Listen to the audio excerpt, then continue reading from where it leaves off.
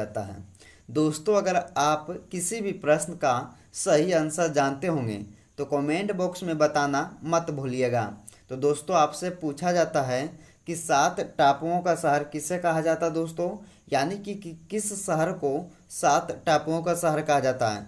तो दोस्तों ये हो जाएगा मुंबई शहर को, यानी कि पहले क्वेश्चन का सही आंसर होगा ऑप्शन नंबर ए मुंबई शहर। अगला प्रश्न आता दोस्तों, अगला प्रश्न में पूछा जाता आपसे कि भारत में पहला कृषि विज्ञान केंद्र कहाँ स्थापित हुआ था। यानी कि दोस्तों भारत में पहला कृषि विज्ञान केंद्र जो है दोस्तों कहाँ स्थापित किया गया था। तो दोस्तों ये हो जाएगा पुडुचेरी। कहाँ हो जाएगा दोस्तों, पुडुचेरी। यानी कि दूसरे क्वेश्चन का सही आंसर हो जाएगा ऑप्शन नंबर बी। अगला प्रश्न आता है कि सर्वाधिक अम्लीय वर्षा किस देश में होती है। दोस्तों आपसे पूछा गया है कि अम्लीय वर्षा कहाँ हो, किस देश में होता सबसे ज़्यादा दोस्तों। तो दोस्तों ये हो जाएगा नॉर्वे देश में। किस देश में, नॉर्वे देश में आपका सर्वाधिक मात्रा में अम्लीय वर्षा होता है। तो इसका क्वेश्चन सही आंसर हो जाएगा ऑप्शन नंबर सी हो जाएगा। अगला प्रश्न आता दोस्तों कि यूरिया का रासायनिक नाम क्या है। तो बताइएगा दोस्तों कि यूरिया का रासायनिक नाम क्या होता है। तो दोस्तों ये हो जाएगा कार्बेमाइड। क्या हो जाएगा दोस्तों, कार्बेमाइड, जो कि यूरिया का रासायनिक नाम कहलाता है। तो दोस्तों चौथे क्वेश्चन का सही आंसर हो जाएगा ऑप्शन नंबर बी। अगला प्रश्न आता दोस्तों अगला प्रश्न देखने से पहले अगर आप लोग मेरे चैनल पे पहली बार आए होंगे तो दोस्तों आप लोग सब्सक्राइब कीजिएगा और मेरे वीडियो को आप लोग दिल से लाइक कीजिएगा दोस्तों, और दोस्तों के यहाँ ज़्यादा से ज़्यादा शेयर कीजिएगा। दोस्तों अगला क्वेश्चन में पूछा जाता है आपसे कि लूनी नदी पर स्थित जवाई बांध किस राज्य में स्थित है। तो दोस्तों लूनी नदी पर जो जवाई बांध है जो स्थित है दोस्तों वो किस राज्य में स्थित है। तो वो हो जाएगा राजस्थान राज्य में। किस राज्य में दोस्तों, तो राजस्थान राज्य में। यानी कि पांचवें क्वेश्चन का सही आंसर हो जाएगा ऑप्शन नंबर बी। अगला प्रश्न आता है कि करगम किस प्रदेश का लोक नृत्य है। दोस्तों ये भी आपके लिए काफ़ी महत्वपूर्ण क्वेश्चन है कि करगम जो है किस प्रदेश का लोक नृत्य है दोस्तों। तो ये हो जाएगा तमिलनाडु का। किस राज्य का दोस्तों, तमिलनाडु राज्य का। यानी कि छठे क्वेश्चन का सही आंसर हो जाएगा ऑप्शन नंबर बी। अगला प्रश्न आता है, अगला प्रश्न में पूछा जाता दोस्तों कि भारतीय जागृति का जनक किसे कहा जाता। दोस्तों काफ़ी बार एग्जाम में रिपीट होता है ऐसे प्रश्न, तो आप लोग इसे ध्यान से देखिएगा कि भारतीय जागृति का जनक जो है दोस्तों राजा राम मोहन राय को कहा जाता है। यानी कि 7वें क्वेश्चन का सही आंसर जो होगा ऑप्शन नंबर डी हो जाएगा। अगला प्रश्न आता है कि जम्मू कश्मीर में उरी बांध किस नदी पर स्थित है। तो दोस्तों आप लोग बताइएगा जो कि जम्मू कश्मीर में दोस्तों उरी बांध आपका स्थित है वो किस नदी पर स्थित है। तो दोस्तों ये था झेलम नदी पर स्थित है। किस नदी पर, झेलम नदी पर। यानी कि 8वें क्वेश्चन का सही आंसर हो जाएगा ऑप्शन नंबर डी। अगला प्रश्न आता दोस्तों कि कावेरी नदी का उद्गम कहाँ से होता है। तो दोस्तों बताइएगा कि कावेरी नदी का उद्गम जो है दोस्तों कहाँ से होता है। तो ये हो जाएगा ब्रह्मगिरी पहाड़ियों से होकर, मतलब कि उद्गम होता है, कावेरी नदी का उद्गम जो है ब्रह्मगिरी पहाड़ियों से होता है। तो दोस्तों 9वें क्वेश्चन का सही आंसर होगा ऑप्शन नंबर सी। अगला प्रश्न आता है कि निम्नलिखित में कौन सा स्थान जैन धर्म से संबंधित है। दोस्तों ये भी आपके लिए काफ़ी महत्वपूर्ण क्वेश्चन है कि निम्नलिखित में से कौन सा स्थान जो है जैन धर्म से संबंधित है। तो दोस्तों ये हो जाएगा रत्नगिरी। क्या हो जाएगा, रत्नगिरी। यानी कि 10वें क्वेश्चन का सही आंसर होगा ऑप्शन नंबर डी। तो दोस्तों आप लोग इसे भी याद रखिएगा।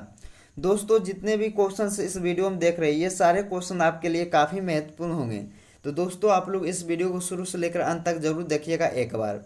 तो दोस्तों अगला क्वेश्चन आपका है, अगला क्वेश्चन कहता है दोस्तों कि किस नदी को दक्षिण भारत के गंगा भी कही जाती है। तो दोस्तों किस नदी को दक्षिण भारत की गंगा भी कही जाती है। तो दोस्तों ये हो जाएगा गोदावरी नदी को, जो कि दक्षिण भारत की गंगा भी कही जाती है। तो दोस्तों इस क्वेश्चन का सही आंसर हो जाएगा ऑप्शन नंबर बी। काफ़ी महत्वपूर्ण क्वेश्चन है दोस्तों, आप लोग इसे याद रखिएगा। अगला प्रश्न आता है, अगला प्रश्न में पूछा जाता दोस्तों आप सभी से कि भारत के पहले राष्ट्रपति का क्या नाम था। तो भारत का पहला राष्ट्रपति का नाम क्या था दोस्तों। तो डॉक्टर राजेंद्र प्रसाद, जो कि भारत के पहले राष्ट्रपति कहलाते थे। तो दोस्तों 12वें क्वेश्चन का सही आंसर होगा ऑप्शन नंबर बी। अगला प्रश्न आता दोस्तों कि वायुमंडलीय दाब मापने का पैमाना क्या कहलाता है। तो बताइएगा दोस्तों कि वायुमंडलीय जो दाब मापा जाता है उस पैमाना का नाम क्या है दोस्तों। तो मापने वाला का नाम है दोस्तों बैरोमीटर, यानी कि बैरोमीटर से वायुमंडलीय दाब को मापा जाता है। यानी कि 13वें क्वेश्चन का सही आंसर हो जाएगा ऑप्शन नंबर ए। तो दोस्तों आप लोग इसे भी याद रखिएगा। अगला प्रश्न आता है कि गुरुत्वाकर्षण की खोज किसने की थी।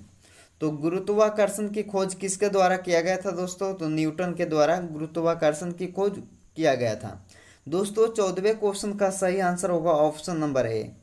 अगला प्रश्न आता है कि मसालों का बगीचा किस राज्य को कहा जाता है।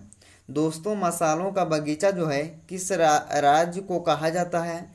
तो आप लोग को मालूम होना चाहिए दोस्तों, काफ़ी महत्वपूर्ण क्वेश्चन है, बहुत ही आसान सा क्वेश्चन है कि मसालों का बगीचा जो है केरल राज्य को कहा जाता है। यानी कि 15वें क्वेश्चन का सही आंसर होगा ऑप्शन नंबर बी। अगला प्रश्न आता है कि बिहार बंगाल से अलग कब हुआ था दोस्तों। तो बिहार जो है बंगाल से अलग हुआ था 1912 ईस्वी में। यानी कि 16वें क्वेश्चन का सही आंसर होगा ऑप्शन नंबर बी। तो दोस्तों आप लोग इसे याद रखिएगा कि 1912 ईस्वी में बिहार बंगाल से अलग हुआ था।